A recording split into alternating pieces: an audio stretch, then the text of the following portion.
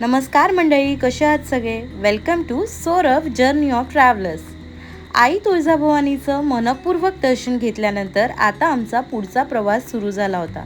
तुळजापूरहून सोलापूरकडे अवघा 45 किलोमीटरचा प्रवास.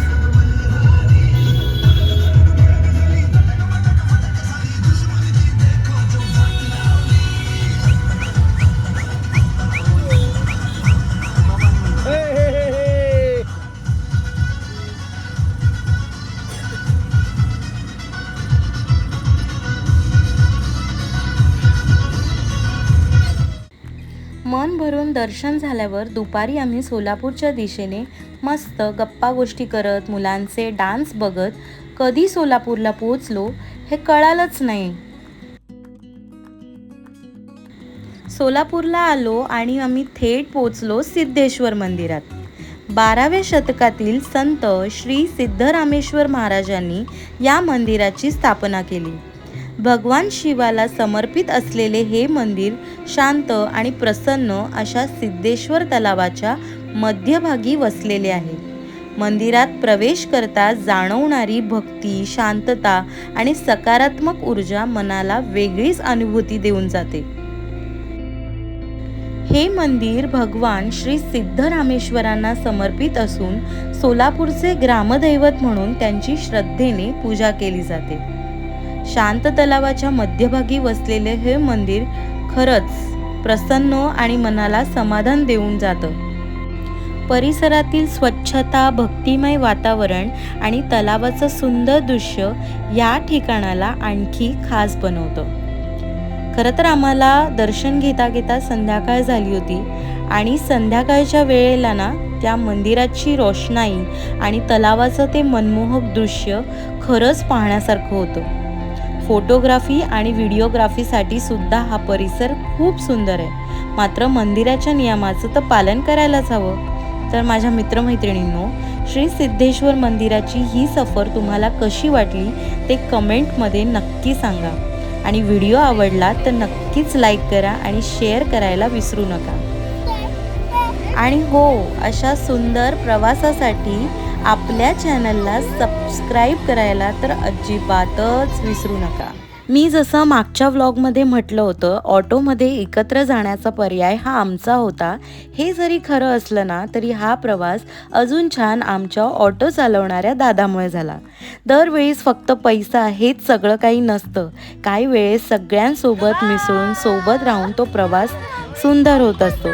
त्या दादाला आम्ही फायनली बाय केलं आणि मनापासून धन्यवाद केलं. आता आम्ही सोलापूरमधील या हॉटेल वैशाली सावजी स्पेशलमध्ये जेवायला आलो होतो. हे हॉटेल आम्ही गुगलवरूनच सर्च केलं होतं आणि अगदी बस स्टँडच्या जवळ होतं आणि ह्याचे रेटिंग्स पण चांगले होते आणि टेस्ट पण चांगली होती. आज आमचा लास्ट डे होता म्हणून आम्ही छोटीशी पार्टी करत सोलापूर स्टाईल नॉनव्हेज हॉटेलमध्ये जेवायला आलो. जेवून झाल्यावर आम्हाला सकाळी लवकर उठून 6 वाजताची सोलापूरहून ट्रेन म्हणजेच वंदे भारत पकडायची होती. पण आता ना आपण या छोट्याशा कवीशी पुन्हा एकदा व्लॉगिंगची झलक बघूया. त्यालाही खूप आवडतं व्लॉगिंग.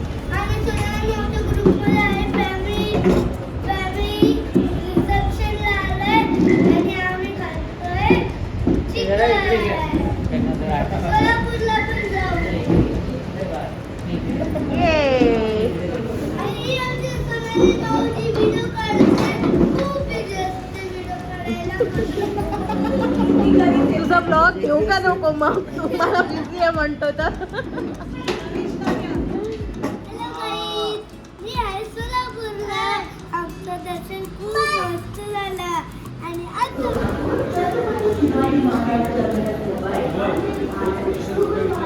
सो फायनली आम्ही सकाळी 5:30 वाजता सोलापूर स्टेशनला पोहोचलो, जिथून आम्ही वंदे भारतने मुंबईला जाणार होतो.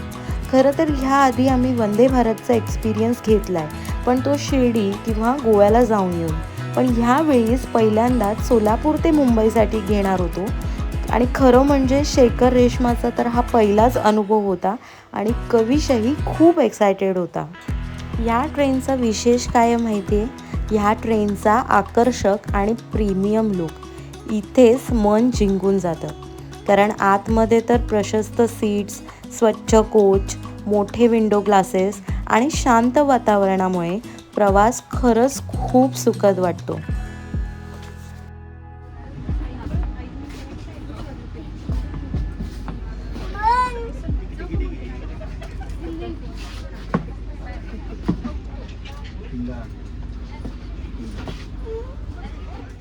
मग आला चहा आणि त्याबरोबर बिस्किट.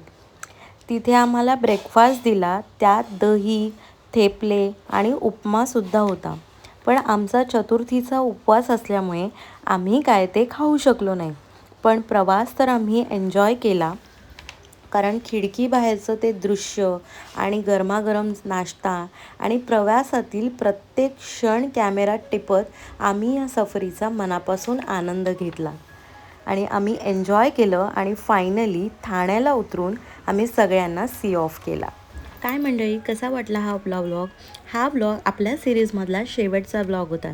जर तुम्ही आधीचे बघितले नसतील तर आपल्या चॅनलवर जाऊन पटकन बघून घ्या आणि लाईक, शेअर, सबस्क्राईब आणि कमेंट करायला अजिबात विसरू नका. थँक्यू. बाय, परत भेटूया लवकर. मजा आली सोनल सोबत. बाय. चलो, थँक्यू. भेटूयाचं आहे बोलूया. बाय सोनल. बाय. पाहिजे